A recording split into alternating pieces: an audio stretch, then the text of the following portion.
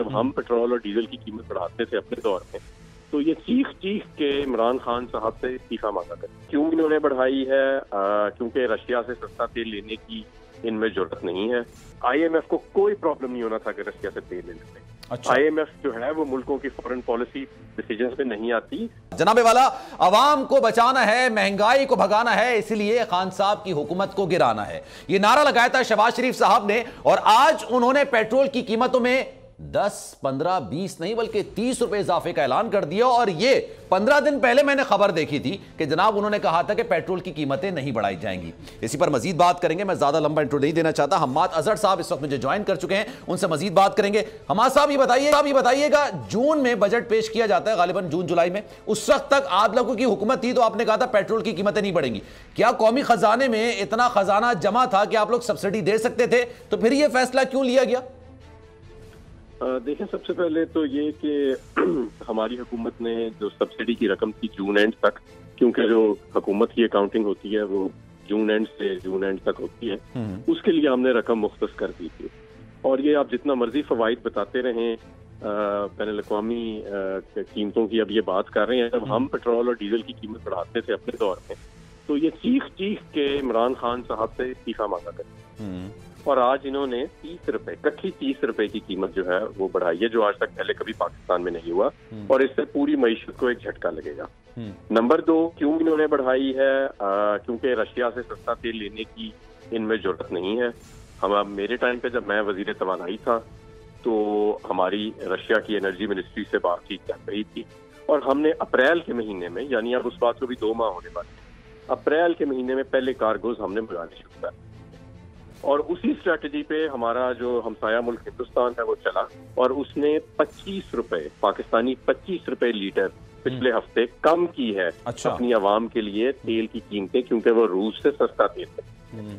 हमारी हुकूमत क्योंकि किसी दूसरे मुल्क की मंशा के साथ आई है, तो और वो मुल्क नहीं चाहता कि रशिया से किसी किस्म की बातचीत हो, तो हमारी पूरी कौम को इस महकूम खारजा पॉलिसी की कीमत जो है वो फिलहाल। सर ये बताइएगा सर हमारे साहब के डॉलर 186 पे था, फिर 179 पर आया, अब 200 से ऊपर गुजर चुका है और ये कहा गया कि जनाब पेट्रोल की कीमतें नहीं बढ़ाई जाएंगी, हम सख्त फैसला नहीं लेंगे।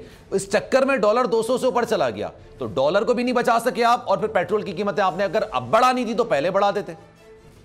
बिल्कुल ठीक आप बात कर रहे हैं। अगर यही फैसला इन्होंने करना था तो फिर किस चीज का इंतजार था? फिर इतना ज्यादा मईशत को अब हम में क्यों रखा? हमारा तो ये, कुछ लोगों का ये ख्याल था कि शायद ये कोई दूसरा रास्ता निकालेंगे, शायद इनमें जरूरत आ जाए और फिर रूस की तरफ देख लें और अपनी कौम के लिए सस्ता तेल ले आए। लेकिन वो भी नहीं किया। 1.5 माह से ज्यादा हो गया इनकी हुकूमत को, वो अब हम भी जारी रखा, रूस से सस्ता तेल भी नहीं खरीदा और फिर जाके फैसला वही कर लिया कि अवाम पे बोझ डालना है। अब आप बिजली का भी देख लें, 5,500 मेगावाट की आज लोड शेडिंग हो रही है पूरे पाकिस्तान में। सरकारी आदादोशुमार के मुताबिक जो मेरे पास महकमे से आई, 5,500 मेगावाट। हमने कभी सोचा भी नहीं था, तसव्वुर भी नहीं किया था कि कभी इतनी लोड शेडिंग होगी, और अब ये एक मामूल बात है। तो बिजली का शोबा और पेट्रोल और डीजल का शोबा, दोनों में इन्होंने अवाम को पीस दिया है और कहते थे हम महंगाई खत्म करें। ये डॉलर बचाने के लिए बिजली की लोड शेडिंग कर रहे हैं, क्योंकि शाहिद खाकान अब्बासी साहब का ये एक लॉजिक थी, उनका एक बयान था कि जनाब अगर 1 घंटा बिजली की हम लोड शेडिंग करेंगे तो इतने डॉलर बचा लेंगे। ये मंतक समझ आती है आपको? बिल्कुल नहीं समझ आती। ये तो अरबों डॉलर का नुकसान, अरबों रुपए का नुकसान 30 घंटा होता है जब बिजली जाती है। आपके सारे कमर्शियल इंडस्ट्रियल सेंटर्स बंद हो जाती है, मुल्क की पैदावार बंद हो जाती है, मुल्क में काम काज बंद हो जाता है, और वो बिजली घर जब खड़े भी होते हैं तो उनको फिर भी आपको रकम तो देनी पड़ती है। तो ये तो कोई भी लॉजिक नहीं थी, असल में बद इंतजामी है। इस तरह इन्होंने मईशत में बद इंतजामी की कि 1.5-2 माह फैसला नहीं किया और फिर फैसला वही किया कि अवाम पे बोझ डालना है। देखिए, हमारी तो मीटिंग रोज होती थी कि अवाम पे बोझ कम कैसे करना है, कोई नया रास्ता निकालें, कोई नई सब्सिडी निकाल लें, कोई रूस की तरफ देखें, कोई दूसरे मुल्कों से तेल लें, जहाँ से, जैसे रूस जैसे मुल्कों से जहाँ से 30% सस्ता तेल मिलता है। इन्होंने हाथ पे हाथ रख के बैठे रहे 1.5 माह के क्या करें क्या ना करें, और 1.5 माह के बाद यही फैसला किया कि सारा बोझ हम। सर एक इल्जाम आप पर यह भी लगता है कि ये पेट्रोल की कीमतें अगर शहबाज शरीफ साहब नहीं बढ़ाते, आपकी हुकूमत होती, आपने भी बढ़ानी थी। 10 रुपए आपने इसलिए कम किए क्योंकि पीपल्स पार्टी के बिलावल भुट्टो जरदारी लॉन्ग मार्च लेकर आ रहे थे और फिर आपने ये कीमतें कम कर दी, क्योंकि आईएमएफ के साथ जो इस वक्त बातचीत चल रही है ये पुराने मुआहदे की तौसीक हो रही है, नया मुआहदा नहीं हो रहा। इस इल्जाम का क्या जवाब देंगे सर? नहीं, ऐसी बिल्कुल ये गलत बात है और हकाइक से बिल्कुल हट के बात है। अच्छा, ये झूठ बोलना इनका बिल्कुल अब वतीरा बन गया है। देखें, ये जो हमारी पेट्रोल की सब्सिडी थी ना, ये मिडिल ऑफ फरवरी में कागजों पे बनना शुरू हुई और मार्च के शुरू में वोट ऑफ नो कॉन्फिडेंस आने से पहले इसको हम लागू भी कर चुके थे और इसमें हम IMF को बता चुके थे कि इसकी अकाउंटिंग कैसे हो, और हमने जून एंड तक इसके लिए रकम भी मुख्तस कर दी थी और उसका बंदोबस्त भी हो गया था। तो ये बात तो बिल्कुल गलत है कि ये, और मैं आपको IMF के मुआहदे का भी बताऊं, IMF का मुआहदा हर 3-4 माह के बाद जो होता है वो उसके अंदर गुंजाइश होती है कि आप उसको चेंज कर सकते हैं, आप फर्क। और हम बहुत चेंज करते थे। जब कोरोना आया तो हमने पूरा साल कोई टैक्स नहीं लगाया, पूरा साल हमने कीमतें नहीं बढ़ाई, तो वो जाहिर है IMF फिर भी साथ चलता रहा और ऐसे अक्सर होता था। और IMF के मुआहदे में कहीं नहीं लिखा कि पेट्रोल और डीजल की कीमत कितनी होगी। वो तो टैक्स टारगेट्स के हदफ होते हैं, उन हदफ को आपने पहुंचना होता है, चाहे आप जिस मर्जी तरह पहुंच जाएं। और हम ओवर परफॉर्म कर रहे थे तब, तो इसलिए हमने फैसला किया कि हम अपने लोगों को रिलीफ देंगे। तो ये एक बद इंतजामी जो हर जगह हमें इनमें नजर आ रही है, चाहे वो सियासी मैदान हो या माशी मैदान हो, उसी की ये अक्कासी करता है कि कंप्लीट कंफ्यूजन है। अब आप देखें कि 1.5 माह ये करते क्या रहे हैं, अगर आखिर में फैसला यही करना था पहले कर देते। डॉलर को 202 रुपए पे क्यों लेके गए, ये मुझे मन तक समझ नहीं आ रही। अच्छा, मैं बहुत ऑप्टिमिस्टिक किस्म का इंसान हूं, मैं हर बुराई में से भी अच्छाई निकालने की कोशिश करता हूं कि शायद हमारे लिए कुछ बेहतरी हो जाए। सर, आपसे पूछना ही चाहूंगा कि अब ये पेट्रोल की कीमतों में तो इजाफा कर दिया, महंगाई का एक तूफान तो आएगा, लेकिन क्या डॉलर कम होगा, रुपया मुस्तहकम होगा इसमें? ये देखिए, ये तो सारा डिपेंड करता है सेंटिमेंट पे। इस वक्त जो आपका रुपया क्रैश किया है या फ्री फॉल कर रहा है, उसमें सेंटिमेंट का बड़ा हाथ है कि लोगों को कॉन्फिडेंस नहीं है कि हुकूमत जो है वो मुस्तहकम है या हुकूमत के पास कोई इकोनॉमिक प्लान है।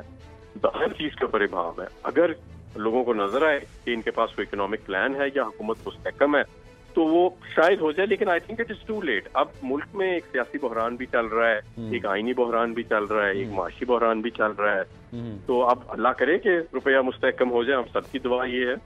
और लेकिन जो इनके हालात है वो तो बड़े मुश्किल से इलाज। ठीक है, आपको लगता है ये आज खान साहब ने जब ये धरना ना देने का ऐलान किया उसके बाद उस शय में उन्होंने कीमतें बढ़ाई हैं? शायद अगर खान साहब अगर वहां पर मौजूद होते तो ये इतनी हिम्मत नहीं करते। आपको लगता है ऐसा है?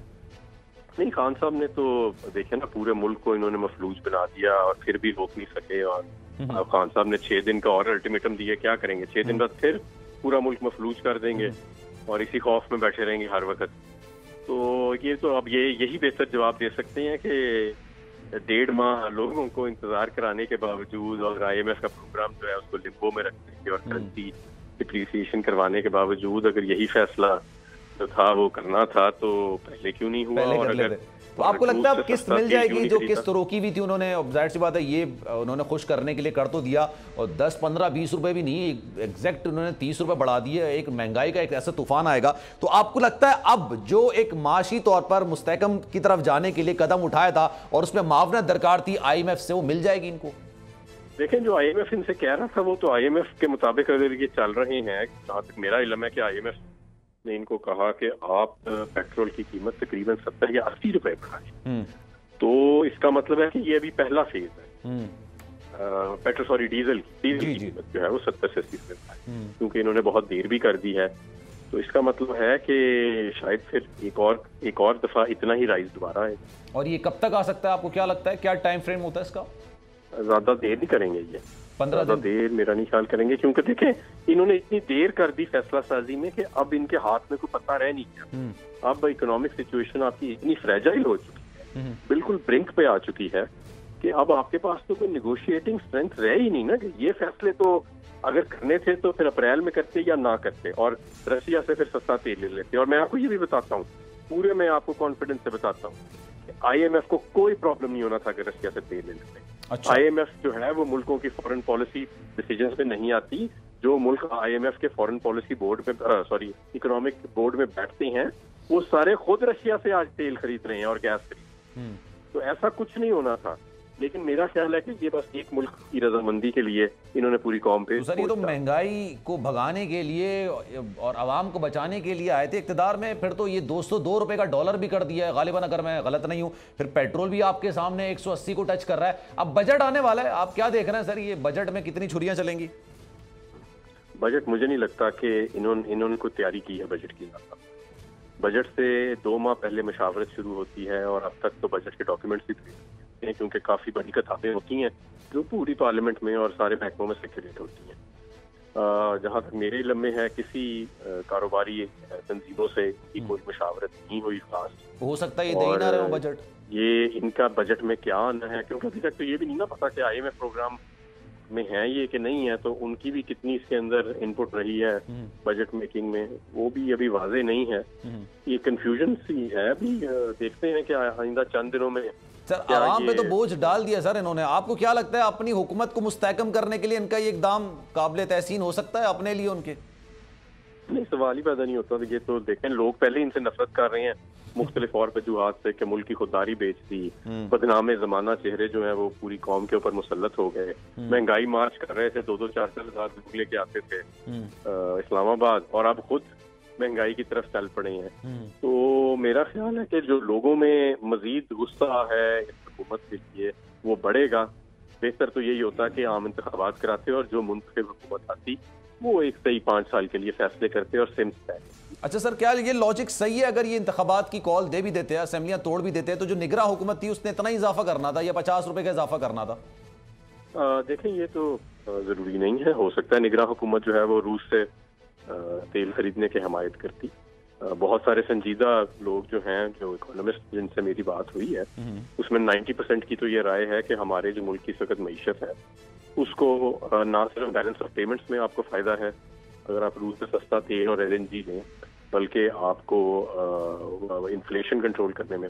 अब देखें ना, अगर 30 रुपए आपने इकट्ठे बढ़ा दिए हैं तो एक स्पाइरल इन्फ्लेशन भी अब आ जाएगी, वेज स्पाइरल होएगी। मुलाजमीन जो है वो ज्यादा तनख्वाहें डिमांड करेंगे, उसकी वजह से जितने भी प्रोडक्ट्स फैक्ट्रियां बना रही हैं, इदारे बना रहे हैं, वो महंगे होंगे। तो ये एक स्पाइरल शुरू हो जाता है।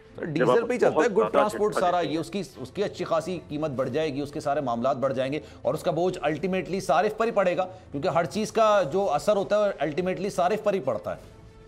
जी बिल्कुल। तो ये क्योंकि एकदम से 2-3 झटके लगे हैं ना, एक तो आपका 45 दिनों के अंदर रुपया 20-22 रुपए डिवैल्यू हो गया और अब एक ही दिन में इन्होंने 30 रुपए महंगा कर दिया।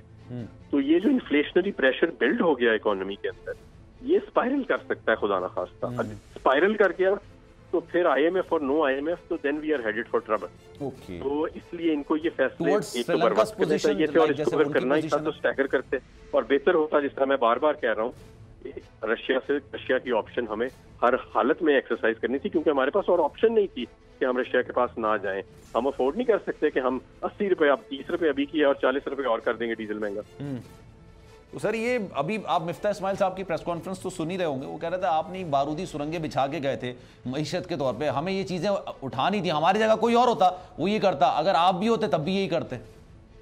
नहीं, देखें, जो वोट ऑफ नो कॉन्फिडेंस से पहले मईशत के आदादोशुमार थे वो बड़े मुस्तहकम थे। हमारे रिजर्व भी स्टेबल थे और हमारा ग्रोथ रेट 5.5% एक साल और 6% दूसरे साल था। एक्सपोर्ट्स हमारी 32 अरब डॉलर, रेमिटेंसेज हमारी 32 अरब डॉलर, और कोई ऐसा क्राइसिस जो था वो होराइजन पे नहीं था। ये जो ऑयल की सब्सिडी है ये भी हमने फाइनेंस कर ली थी, और मैं तो रूस से बातचीत कर रहा था तेल के लिए। अप्रैल में तेल आ जाना था, राजी हो गए तो लोग सर, मिलना था सस्ता तेल ला के, तो कोई ऐसा क्राइसिस आना नहीं था। ये तो सियासी वजूहात से कुछ थी, खारिजा पॉलिसी की वजूहात थी, जिसकी वजह से हमारी हुकूमत को घर भेजा गया, और अब उन्हीं खारिजा पॉलिसी की वजूहात की वजह से ये फिर एक मुआशी बहरान आ गया और सियासी अदम इस्तेकाम आ गया मुल्क में।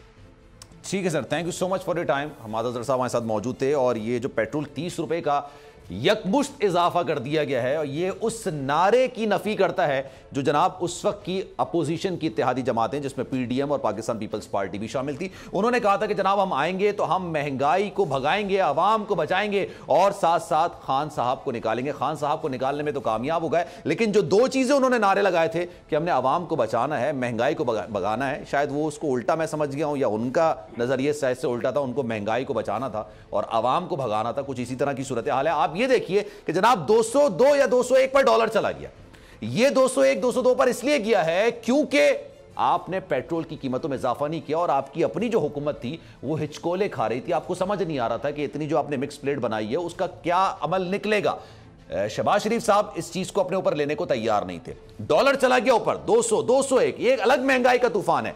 फिर आपने आकर वो फैसला कर लिया जो आपको शुरू में करना चाहिए था, यानी आपने सुना होगा 100 जूते भी खा लिए और 100 प्याज भी खा लिए, दोनों काम एक साथ कर लिया। अब आगे देखें महंगाई का तूफान क्या क्या लेकर आता है रंग। साबिक वजीर आजम जनाब इमरान खान साहब ने अदालती फैसले का एहतराम करते हुए डी चौक पर धरने का प्रोग्राम कैंसिल करते हुए हुकूमत को 6 दिन का अल्टीमेटम दे दिया है। इस्लामाबाद जिन्ना एवेन्यू पहुंचकर इमरान खान ने खिताब में कहा कि हुकूमत को 6 दिन की मोहलत देता हूं, अगर इंपोर्टेड हुकूमत ने इलेक्शन का ऐलान ना किया तो 30 लाख लोग लेकर इस्लामाबाद आऊंगा, इसलिए हुकूमत 6 दिन में असेंबली तहलील करने का ऐलान करे और इलेक्शन करे।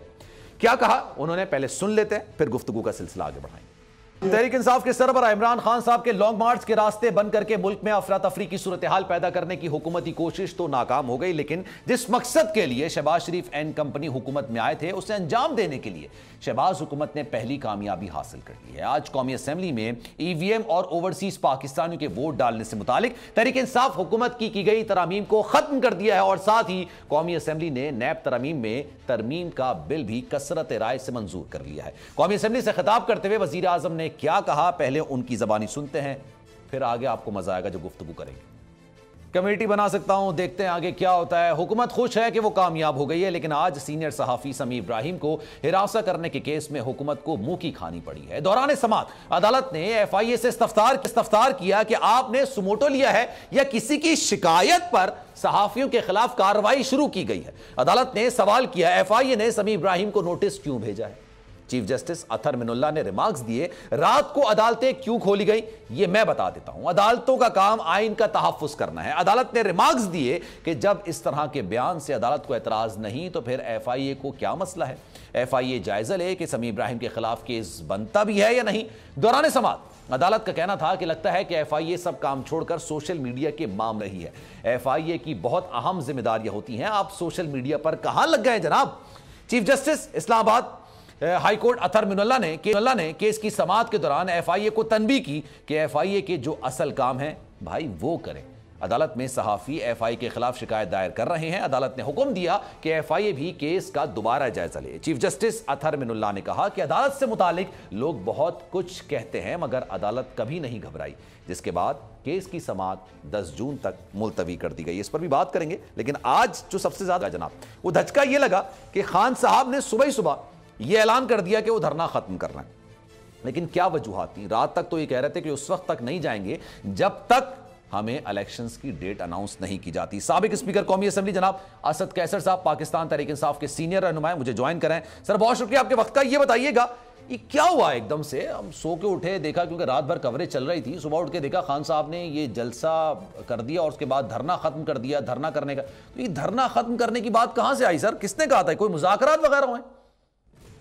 नहीं, मुज़ाकरात तो कोई नहीं हुए। अच्छा, बुनियादी तौर पर हमने आपस में तय किया कि एक तो मुल्क की इकोनॉमी जो ना एक क्या हालात ऐसे हैं कि अगर हम यहाँ बैठेंगे 2-3 दिन पाकिस्तान बंद रहेगा तो खतरा यह है कि मुल्क बहुत मतलब अफोर्ड नहीं कर सकेगा। अच्छा, दूसरी बात यह है कि हमने इनको हुकूमत को मौका दिया कि ये अपना टाइम निकाले, फैसला करे और उस दौरान जो है ना ये जो हमारा बुनियादी मुतालिबा है, जो कि कॉन्स्टिट्यूशनल मुतालिबा है, जो कि इनके अंदर मुतालिबा करते हैं कि इस वक्त आपके पास मैंडेट नहीं है, 135 एविडेंस जो है असेंबली में नहीं है और एक लूड़ी लंगड़ी हुकूमत है जो 1-2 वोट की मार है। अच्छा, इस तरह जो और मुल्क को जो चैलेंजेस है, जो इकोनॉमी है और जो दीगर चैलेंजेस है, ये हुकूमत नहीं कर सकती। ठीक है, फ्रेश मैंडेट की जरूरत है और फ्रेश मैंडेट के लिए अवाम के पास जाना पड़ेगा।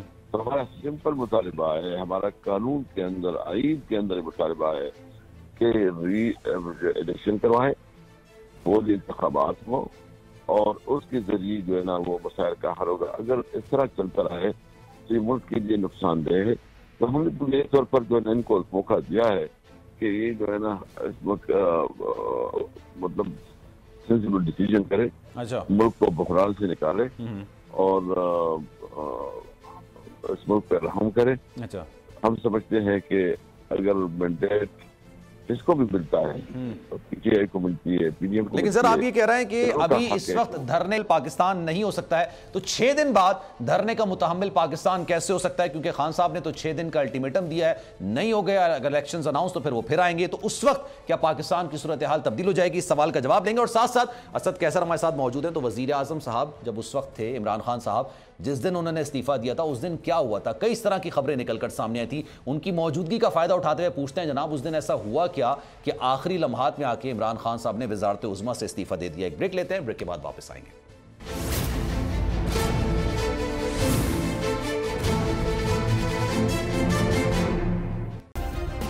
सब्सक्राइब करें और बेल दबाएं ताकि कोई खबर रह न जाए।